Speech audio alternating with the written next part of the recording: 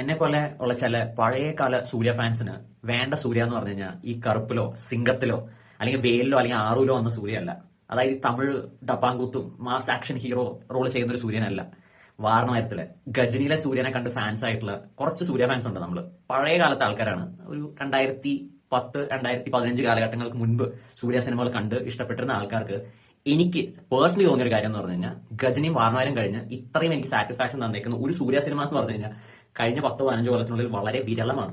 അതിൽ എനിക്ക് ഏറ്റവും കൂടുതൽ സാറ്റിസ്ഫാക്ഷൻ കിട്ടിയ ഒരു പടമാണ് വിശ്വനാഥൻ സൺസ്.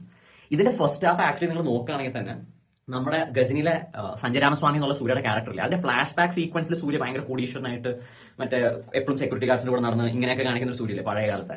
ആ സൂര്യ ഒരു ഫുൾ ലെങ്ത് ഫീച്ചർ ഫിലിമിൽ കൊണ്ടുവന്നിരുന്നെങ്കിൽ എങ്ങനെ ഇരിക്കും ഇത്? കാരണം ഇത് ഫാമിലി ഓറിയന്റഡ് ഓഡിയൻസിന്, സ്ത്രീകൾക്ക് എസ്പെഷ്യലി, പഴയ കാലത്ത് സൂര്യയുടെ ഫാൻസ് ആയിരുന്ന കോളേജിൽ പഠിച്ചിരുന്ന പെൺകുട്ടികൾക്ക് ഇപ്പൊ കല്യാണം കഴിച്ചിട്ടുള്ള ആൾക്കാർക്ക്, ഫാമിലി ആയിട്ട് ജീവിക്കുന്ന ആൾക്കാർക്കൊക്കെ ഈ പടം ഭയങ്കരമായിട്ട് വർക്ക് ആവുന്നതാണ് എനിക്ക് തോന്നുന്നത്. കാരണം ഇതൊരു ഭയങ്കര ഫാമിലി ഓറിയന്റഡ് ഡ്രാമ എന്നൊക്കെ പറയാം. പക്ഷെ ഇതിനകത്ത് ഒരുപാട് ഫസ്റ്റ് ഹാഫിൽ ഒരുപാട് കോമഡി ഉണ്ട്.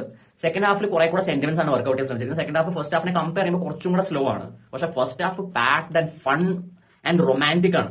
മമിത ബൈജു ആൻഡ് സൂര്യാസ് കോമ്പിനേഷൻ എനിക്ക് സത്യം പറഞ്ഞ ചിലപ്പോൾ ആൾക്കാർ ഇതിനെ തെറി വിളിക്കും. പക്ഷെ ഗജനിയിലെ അസിനും സൂര്യയുടെ ആ ഒരു കോമ്പിനേഷൻ കഴിഞ്ഞിട്ട് എനിക്ക് ഭയങ്കരമായിട്ട് ഒരു ഫൺ ആൻഡ് റൊമാൻറ്റിക് ഒരു കപ്പിളായിട്ട് ശരിക്കും തോന്നിയത് ഈ സൂര്യ മമിത ബൈജുവിന്റെ ഈ പെയറിംഗ് ആണ്. ഡെഫിനറ്റ്ലി അവർ നല്ല ഏജ് ഗ്യാപ്പ് ഉണ്ട്, അത് ഈ സിനിമ അഡ്രസ് ചെയ്യുന്നുണ്ട്. അവർ തമ്മിലുള്ള ഏജ് ഗ്യാപ്പ് തന്നെയാണ് ഈ പടത്തിന്റെ ഒരു വലിയൊരു തീമായിട്ട് വരുന്നത്. പിന്നെ ഇതിനകത്ത് വളരെ ഡെപ്തിൽ റിലേഷൻഷിപ്പിനെ നോക്കി കാണുന്നുണ്ട്. ഞാനൊരു തമിഴ് തെലുഗു നമ്മളൊരു മെയിൻ സ്ട്രീം മൂവിന്ന് എക്സ്പെക്ട് ചെയ്യുന്നതിനേക്കാളും ഡെപ്തിൽ ആക്ച്വലി ഇതിന്റെ സട്ടിൽ ലെവലിൽ ഇതിൽ ലവ് സ്റ്റോറി ആണെങ്കിൽ പോലും റിലേഷൻഷിപ്സിനെ കുറിച്ച് പറയുന്നതാണെങ്കിലും ഭയങ്കര ഡെപ്തിൽ ഇതിൽ ഒരുപാട് കാര്യങ്ങൾ അവർ ടച്ച് അപ്പ് ഓൺ ചെയ്യാൻ ശ്രമിച്ചിട്ടുണ്ട്. ട്രോമയെ കുറിച്ചും നമ്മൾ ചില കാര്യങ്ങൾ റെസിസ്റ്റ് ചെയ്യുന്നതിനെ കുറിച്ചൊക്കെ ഭയങ്കര ഡെപ്തിൽ ഇതിനകത്ത് കാണിച്ചു വെച്ചിട്ടുണ്ട്. അത് എല്ലാവർക്കും വർക്ക് ആവുന്ന വെച്ചാൽ എനിക്കറിയില്ല, അത് മനസ്സിലാവാൻ ഒരു ആംബിയർ വേണമെന്നാണ് എനിക്ക് തോന്നുന്നത്. അതായത് പക്ഷെ എന്നാൽ അതൊക്കെ മാറ്റി വെച്ചാൽ പോലും വളരെ സാധാരണക്കാരായ ആൾക്കാർക്ക് വരെ മനസ്സിലാവാനും ഗ്രഹിക്കാനും സാധിക്കുന്ന രീതിയിലുള്ള ഒരു വളരെ സിമ്പിൾ ആയിട്ടൊരു സ്റ്റോറിയാണ്.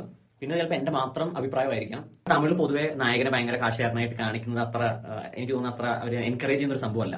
അതുകൊണ്ട് തന്നെയാണ് എനിക്ക് തോന്നുന്നത് തെലുങ്ക് സിനിമയിൽ പിന്നെ അങ്ങനത്തെ അവർക്ക് അതിന്റെ പ്രശ്നങ്ങളൊന്നുമില്ല. തെലുങ്ക് സിനിമയിൽ എന്ത് കാണിക്കാനും കുറച്ച് ഓവറായിട്ടുള്ള കാണിക്കുള്ളൂ. അതുകൊണ്ട് എനിക്ക് തോന്നുന്നത് സൂര്യനെ പഴയ സഞ്ജയ് രാമസ്വാമി ആയി ചിത്രീകരിക്കാൻ എനിക്ക് തോന്നുന്നു തെലുങ്കിൽ നിന്ന് ഒരു ഡയറക്ടർ അവസാനം വരേണ്ടി വന്നു. കാരണം ഇതിനകത്ത് സൂര്യയുടെ ഇല്ലാത്ത സാധനങ്ങളൊന്നുമില്ല.